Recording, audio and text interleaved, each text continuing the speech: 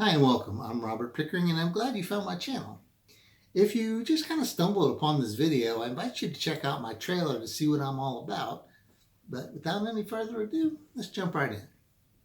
So, what do you think about when you hear the term rock star? Sex, drugs, and rock and roll, wild parties, groupies? Well, would you be surprised to learn that the popular music scene of your grandparents, your great grandparents, or even for some of you, your great great grandparents wasn't all that different? I mean, it's hard to believe that the 1920s, also known as the Roaring Twenties, was a full century ago, but it wasn't called the Roaring Twenties for nothing. The only difference was that the music being played was not rock and roll, but jazz. Now, I'm sure the names Louis Armstrong or Duke Ellington are familiar to some, and perhaps you've even heard of Charlie Parker or John Coltrane, but those guys came later.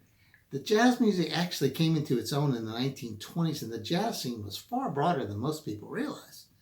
Now, a lot has been written about American jazz scene, and that was wild, but the European jazz scene was even more raucous, and the multicultural influences of the music made it even more diverse and interesting.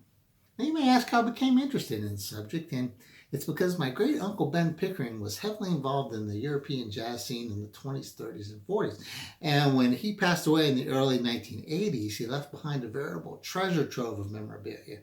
And there are tons of letters, newspaper articles, and photographs, many of them quite fascinating, documenting his travels around Europe and the people that he met along the way. For instance, recognize this guy? Yeah, that's Frank Sinatra, old Blue Eyes himself. And while this photo is clearly a montage, probably put together as an inside joke with one of his friends in the music biz, that is in fact the real Sinatra who Ben came into contact with during the course of his career.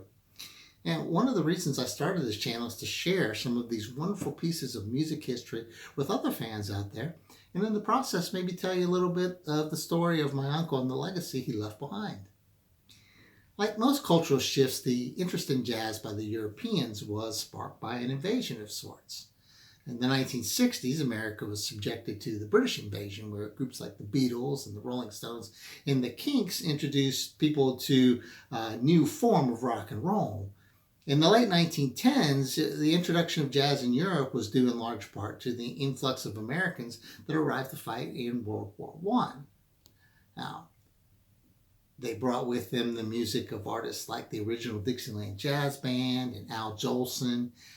And this was a revelation to most staid Europeans. And while there certainly were those in the old country who were aware of the existence of this kind of music, there was nothing like the level of exposure it received when the Yanks moved in. And this early jazz derived much of its sound from ragtime music, a cheerful, jumpy form of mostly piano-based music, popularized by musicians like Jelly Roll Morton and Scott Joplin. And as the art form matured and evolved, it became more dominated by brass and woodwind instruments, although in some respects, piano was still an important part of the ensemble. Jazz in all of its forms eventually lent itself to many forms of instrumentation.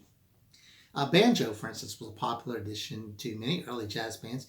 Even violins and accordions could be effectively employed in the genre, and it was truly a creative melting pot. Now, as this new form of music began to become more and more popular, just like it had in the U.S., people began to refer to it as a craze or a madness. For example, take this clip from a Kansas newspaper writing about the arrival of the world-famous Georgians, which was Ben Pickering's first professional gig, in the major Swiss city of Geneva. According to the reporter, it seems that Geneva has gone jazz mad since this orchestra has arrived and been playing there. Formerly it was frowned upon, but since the appearance of Ben and the other members of the orchestra, the classical people have fallen for it. So we can just see the kind of sea change that was occurring in Europe as both the younger crowd and, as this reporter calls them, the classical people were beginning to embrace this new form of music. Of course, the jazz craze was not just restricted to music. Just like the Beatles introduced the world to the mop-top hairstyles and the Who promoted the mod style in the 1960s, jazz was associated with the flappers. These were young women who ditched their restrictive long skirts in favor of knee-length hemlines, which was considered scandalous at the time. And bob their hair. They also listened to jazz, drank alcohol, and smoked cigarettes, all of which was considered very unladylike to the more conservative members of society. Much of this newfound freedom stemmed directly from the war, where for the first time many women were employed in the workforce due to their menfolk being off at war. Another sign of their newfound liberation was a more casual attitude towards sex. Sex outside of marriage and even homosexuality, though still frowned upon by most of society, didn't hold the stigma it once did. Once the genie was out of the bottle, it was impossible to put back.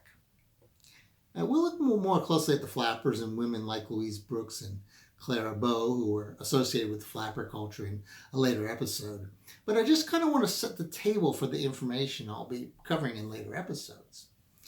I'll also give you some information on Ben Pickering, which may or may not interest you, but at least it will give you some context about where I'm getting my source material.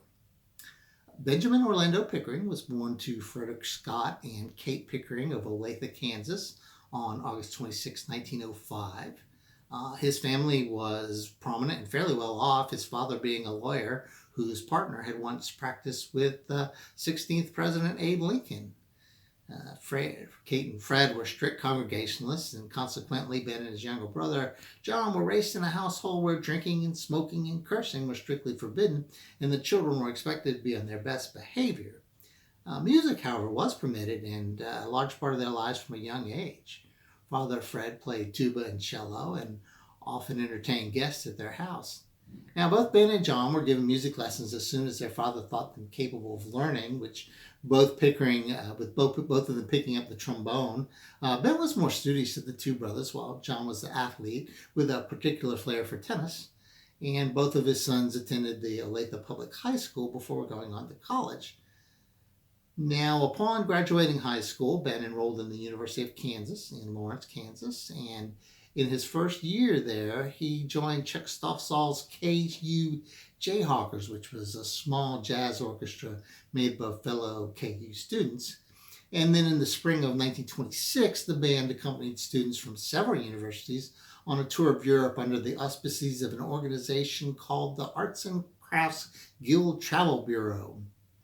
It was at this point that his life took a fateful turn. On the afternoon out at the Kurhaus Hotel in Scheveningen, Holland, on July 19, 1926, he was enjoying a performance by one of America's hottest jazz exports, Frank Garante's world-known Georgians. And he was impressed by the energy of the band, so he went up to talk with some of the members after the show, and Mr. Garante informed Ben that their current trombone player had disappointed them 2 days before and invited Ben to sit in with the group. And Garante was so pleased with Ben's performance that he offered him a contract on the spot. And so began the career of Ben Pickering as a professional jazz musician in Europe. And so that's it for this week, but we'll pick up next week on some of Ben's further endeavors with the Georgians and some of his earlier engagements as well. So I hope you enjoyed this episode, and we will see you next week.